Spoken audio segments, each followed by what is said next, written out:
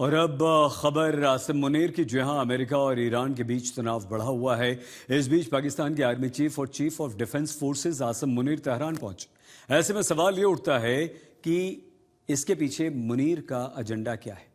क्या मुनीर का ये दौरा इसलिए भी विशेष है क्योंकि हाल ही में पाकिस्तान ने सऊदी अरब और तुर्की के साथ मिलकर सुन्नी देशों का मक्का समझौता किया है। हम आपको ये बता दें कि अमेरिकी राष्ट्रपति ट्रंप ने पिछले सप्ताह पाकिस्तान के सेना प्रमुख फील्ड मार्शल आसिम मुनीर से फोन पर बात की थी। आखिर मुनीर के ईरान दौरे से ठीक पहले इस बातचीत का मतलब क्या है? उधर पाकिस्तान के मौलाना फजलुर रहमान ने मुनीर के हाथों में तीनों सेनाओं के अलावा परमाणु बॉम्ब की चाबी सौंपे जाने पर आपत्ति व्यक्त कर दी है। तो आइए दिखाएं आपको कि आखिर चल क्या रहा है। क्या है मुनीर का गेम प्लान? इस्लामाबाद से तेहरान तक हलचल। तेहरान की यात्रा के पीछे मुनीर का मकसद क्या है? इस्लामिक नेटो बनते ही तेहरान क्यों भागे आसिम मुनीर? डोनाल्ड ट्रंप ने आसिम मुनीर से क्या बात की? क्यों आसिम मुनीर पर मौलाना फजलुर रहमान ने उठाया सवाल?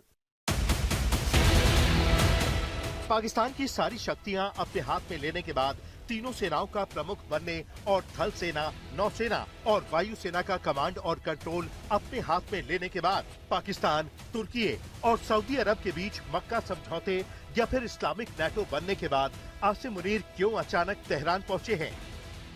पूरी दुनिया इसी पर दिमाग लगा रही है। हम आपको आसिम मुनीर की तेहरान यात्रा की इनसाइड स्टोरी बताएंगे, लेकिन उससे पहले आपको दिखाते हैं कि कैसे आसिम मुनीर के चीफ ऑफ डिफेंस फोर्सेस बनने के बाद पाकिस्तान में ही सवाल उठ गए हैं।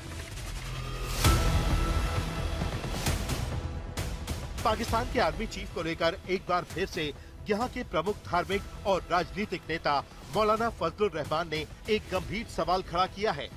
ये कंट्रोल, ये कमांड, उन्होंने देश की सेना और उसके नेतृत्व पर सवाल खड़े करते हुए इस वक्त की तुलना पाकिस्तान की शर्मनाक हार से कर दी है। उन्होंने 1971 का दौर याद दिलाते हुए कहा कि अगर देश के अलग अलग हिस्सों में लंबे समय तक हिंसा और तनाव जारी रहा तो इसके गंभीर परिणाम हो सकते हैं। फजलुर रहमान ने सेना प्रमुख फील्ड मार्शल आसिम मुनीर पर सीधे निशाना साधते हुए कहा कि वो सेना की ताकत से इनकार नहीं करते, लेकिन इतिहास को नजरअंदाज भी नहीं किया जा सकता। मौलाना फजलुर रहमान ने आसिम मुनीर के हाथों में तीनों सेनाओं के अलावा परमाणु बम की चाबी सौंपे जाने पर भी ऐतराज जताया है। उन्होंने आसिम मुनीर के आगे घुटने टेककर आर्मी चीफ को सारे अधिकार सौंपने के लिए शहबाज सरकार को भी जमकर फटकार लगाई। फजलुर रहमान ने बलूचिस्तान और खैबर पख्तूनख्वा के हालात को लेकर भी चिंता जताई। उन्होंने कहा कि इन इलाकों में लंबे समय से हिंसा और संघर्ष की स्थिति बनी हुई है और लगातार लोगों की जान जा रही है। उन्होंने पाकिस्तान के कब्जे वाले कश्मीर के रावलाकोट में चल रहे विरोध प्रदर्शनों का भी जिक्र किया। उनका कहना था कि वहां लोग लंबे समय से प्रदर्शन कर रहे हैं, लेकिन सरकार की ओर से उनसे गंभीर बातचीत नहीं की जा रही। फजलुर रहमान ने चेतावनी दी कि अगर लोगों की समस्याओं को नजरअंदाज किया गया तो पाकिस्तान के लिए अंजाम अच्छा नहीं होगा।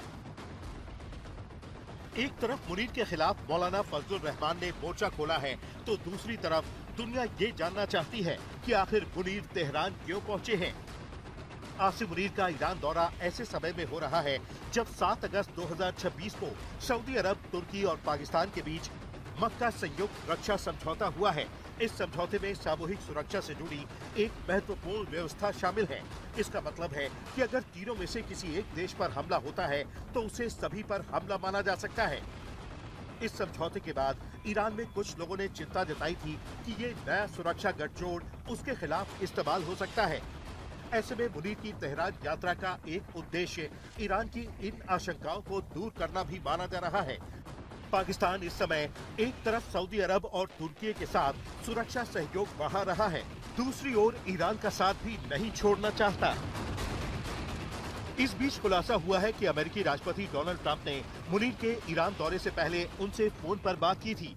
इस बातचीत का ब्यौरा सार्वजनिक नहीं किया गया है, लेकिन सूत्रों का कहना है कि अमेरिका की मुख्य मांग ये थी कि ईरान को बातचीत की मेज पर वापस लाने के लिए पाकिस्तान अपने प्रभाव का इस्तेमाल करे। माना जा रहा है कि आसिम मुनीर के इस दौरे में अमेरिका और ईरान के बीच शांति वार्ता एक बार फिर शुरू हो सकती है। दो पाकिस्तानी सूत्रों के अनुसार पिछले हफ्ते हुई ये बातचीत ट्रंप की पहल पर शुरू हुई थी।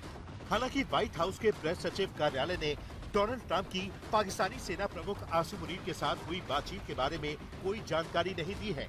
ये स्पष्ट नहीं है कि मुनीर और ट्रंप के बीच विस्तार से क्या बातचीत हुई। और एक खबर ये भी है जो दुनिया को एक बहुत बड़े संकट में डाल सकती है।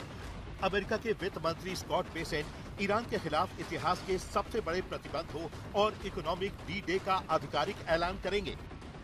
अमेरिकी प्रशासन के ऑपरेशन इकोनॉमिक फ्यूरी के तहत ईरानी शासन को आर्थिक रूप से ध्वस्त करने की योजना है। स्कॉट बेसेंट ने साफ किया है कि इन नए कदमों का मकसद ईरान को बातचीत की बेस पर लाना नहीं, बल्कि उसकी आर्थिक लाइफलाइन को काटकर ईरानी शासन को पूरी तरह से ध्वस्त करना है। अमेरिका ने चीन सहित दुनिया भर में ईरान के सभी व्यापारिक साझेदारों को दो टूक चेतावनी दी है कि जो भी देश या बैंक ईरान से तेल खरीदेगा या वित्तीय संबंध रखेगा, उसे अमेरिकी बैंकिंग प्रणाली से पूरी तरह ब्लॉक कर दिया जाएगा। अमेरिका का मकसद ये है कि ईरान अपना एक भी बूंद तेल निर्यात न कर सके, जो अपना 90% तेल चीन को बेचता है। इसके अलावा अमेरिका उन शेल कंपनियों पर प्रहार करेगा जिनके जरिए IRGC को ड्रोन और बैलिस्टिक मिसाइल बनाने के लिए पुर्जे मिलते हैं। इसके अलावा ईरान के विदेशों में बचे हुए सभी फंड और बैंकिंग रास्तों को पूरी तरह सील कर दिया जाएगा। अमेरिकी पाबंदियों के ऐलान से पहले ही ईरान का रुख आक्रामक है। ईरान इस आर्थिक युद्ध का जवाब सैन्य कार्रवाई से देने के लिए तैयार है।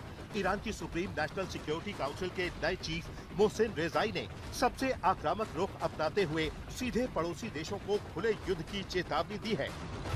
इन धमकियों के बीच आसिम मुनीर ने तेहरान में ईरान के आंतरिक मंत्री इस्कंदर मोमिनी से मुलाकात की।